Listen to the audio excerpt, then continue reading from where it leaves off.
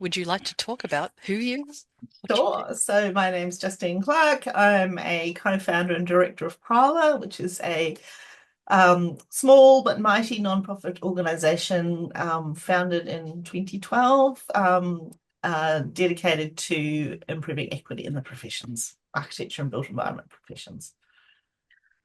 So why start Parlour? Well, so Parlour started by accident. So there's probably the why is really tied up in the how. So um, in I think 2011, my colleague Naomi Stead, who was then at the University of Queensland, put together a grant, Australian Research Council funded grant to try and understand what was happening to women in architecture. So women had been graduating in large proportions for some time. There'd been a lot of discussion, obviously, in the 90s around feminism and architecture. It was a sort of burgeoning topic. And then, really, by 2010, 2011, the conversation had gone very quiet. And yet, we also were all very aware that women were continuing to disappear from the profession. So, Naomi put together a grant with quite a large number of researchers, a number of universities, a number of practices and a couple of professional bodies, and to really try and work out what was going on. That was a 3-year grant. A year into that project, Naomi rang me up and said, "Oh, I think we need a website." And I said, "Sure." And so Parlour started its life as the website associated with that research project, partly to spread, you know, to partly to communicate the findings of the research, but the fact that it was set up a year into a 3-year project is quite important. And I think I also knew that my academic colleagues were relatively unlikely to produce a lot of content for that website, that they would produce some, but that their priorities were, academic papers, et cetera, et cetera. And I was an editor at that stage without a magazine. And so I started commissioning a whole lot of women that I knew in the profession and some men to write reflections on their own careers. So we gave them some key findings from early findings from the research and asked them to reflect. And so we launched in 2012, I think, with a whole lot of content, which was about the research, but really connecting that research into the broader profession. We went on for 3 years, and when the grant finished, we had to decide what to do. Were we going to sort of mothball the website? Were we going to keep going? And at that stage, we became an incorporated association. So we grew. It was pretty accidental. We were really surprised by, excuse me, we were very surprised by the uptake. The kind of response was really like we launched it and it just kind of went crazy. And so we really found our way. We've never had a very strong sense of where we're going. We've sort of found our way as we do it. Naomi and I think both quite opportunistic, so we're also pretty good at seeing, a gap and making something out of it. But we didn't say we must have an organization that's devoted to gender equity in architecture. We must do some research, we must find out what's going on. And we want to make sure that research has impact. So we knew there's been lots of great reports before, from the 80s, 90s, they all made really good recommendations. None of those recommendations were ever followed through, partly because simply preparing those reports was so much work, and then they were submitted to the organisation, and this is quite common. I think this happens a lot. And the organisation sits on it and nothing happens, and the people who wrote it get on with their lives and they're busy and they're exhausted. And so we didn't want that to happen. So we had the internet at our disposal, so we could create a sort of demand, we could create a community in a way that was national and international and put pressure on those who were able to make decisions. So I think, we've never really described ourselves as organizing, although I guess we do. So the evolution of Parlour, so how that sort of came from an early academic research into yeah, what's become sort of a much larger network that takes in a lot more than just simply looking at, why women sort of are Yeah. leaving the Yeah. profession. So again, that's sort of evolved over time. And we're still concerned about what happens to women in the profession, but we at one point, I think maybe I can't remember what year, we changed our name from Parlour Women Equity Architecture to Parlour Gender Equity Architecture, and that was an acknowledgement the gender is the gender bias is a problem for all genders, and of course also that gender is not a binary. Mm, So we kind of and we're really interested in equity in a kind of broader context. We're interested in the way in a kind of intersectional feminism. So we know that gender does not operate alone. We know when class, ethnicity, cultural background, ability, disability, all of these things kind of intersect. We don't have. So what was really important about Parlour was that we had this solid research base. And so mm, people took us very seriously because we had a whole lot of data. We hadn't just come out of nowhere saying we want to do something. We had data, we had uh, a lot of qualitative and quantitative data. We didn't have that for other areas that we thought were important to explore. So we took a different approach, which was to start publishing opinion pieces, to have, discussion events, to try and open up those conversations in the hope that someone else would go and do some research, mm, but also just to sort of give them space.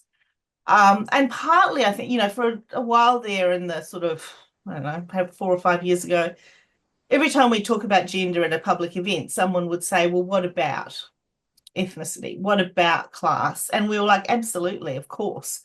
mm, So I feel like in making it possible to have the discussion about gender, we opened up a space that we could have some of those other discussions as well about how those things intersect. So and sometimes that takes a while to make that space. And so I think a few years ago, there were probably some criticisms of us that we were too focused on gender or that we're a bunch of white women or whatever. mm. And those are fair enough. Those are fair enough criticisms, but it's also that to make space for some of those other conversations, you have to build trust with the people who can speak to those. So you can't go blundering in going, oh, now we know all about this. So you have to sort of take time to build relationships and build trust, and so that the people you want to have those conversations with, or the people you would like to put forward in other contexts to have those conversations, trust you, because otherwise you can just continue to do more damage, I think. Mm. Um, I think also what's been great with Parlour is particularly with having the discussions with Indigenous knowledge, mm, because particularly with education where we now have our accreditation professional mm, competencies where we have to have those. And I think a lot of people were really worried about how do I teach that, particularly if that's not my yeah. area of expertise or that's not my experience. What if I get it wrong? And I think having those sort of constant conversations just sort of Mm. added a layer of familiarity, but also the normalization of those conversations. Yeah, yeah, yeah. No, and I think so. I think one thing we've done continually really is we're a very small organization. Um, but one thing we do is try and make space for others. So Sarah Lynn Rees, who runs the Deadly German Yarns, is a director of Parlour, but we do try to have to make space that other people can take, so that take take topics, take issues and run with them. And so Diddley German Yarns is led by Sarah Lynn Rees and Danielle Hromick. We provide a lot of support, we provide the infrastructure, we make it all happen.